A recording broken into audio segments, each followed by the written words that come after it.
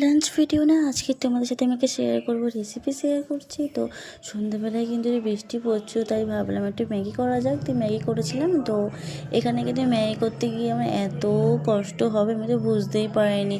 তো এখানে আমি ম্যাগিগুলো সিদ্ধ করে নিয়েছিলাম, এর মধ্যে কিন্তু তেল দিতেও ভুলে গেছি, তাহলে কিন্তু এই ম্যাগিটা কিন্তু ঝরঝরে হতো।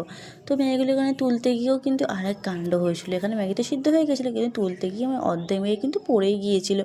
তো তবুও আমি অনেক কষ্ট করে তুলে নিয়েছিলাম। তারপর তুলে নেওয়ার পর এর উপর থেকে আমি তেল ছুঁয়ে নিয়েছি। তারপরে এখানে আমি সবজিগুলো কেটে নিয়েছি, মাংস কেটে রেখেছিলাম। তারপরে এখানে আমি দিয়েছিলাম সাদা তেলটাকে দিয়ে গরম করে নিয়েছি। আর এখানে আমি ভুল করে না লঙ্কাগুলো আগে দিয়ে দিয়েছি, তাই এই লঙ্কাগুলো না খুব পুড়ে গিয়েছিলো। তারপর এখানে দিয়েছিলাম পেঁয়াজ কুচি, চিকেন কুচি দিয়ে ভালো করে এগুলো ভেজে নিয়েছিলাম। তারপরে এর মধ্যে দিয়েছিলাম একটু টমেটো কুচি দিয়েছিলাম। টমেটো কুচি দেওয়ার পর কিন্তু একদম লাল লাল করে ভেজে নেওয়ার পর এর মধ্যে দিয়েছিলাম নুন হলুদ দিয়ে ভালো করে নেড়ে নিয়েছিলাম। দিয়ে ভালো করে একদম লাল লাল করে যখন হয়ে গেছে, তারপরে দিয়েছিলাম সোয়া সস দেওয়ার পর কিন্তু এর মধ্যে দিয়েছিলাম গ্রিন চিলি সস দিয়ে ভালো করে নেড়ে নিয়েছিলাম। তারপরে এর মধ্যে দিয়েছিলাম ম্যাগিগুলো। আর এখানে দেখো ম্যাগিগুলো না একদম মাখা মাখা হয়ে গেছিলো, আমার না একদমই ভালো লাগেনি, নাড়তে কিন্তু খুবই প্রবলেম হয়েছিল।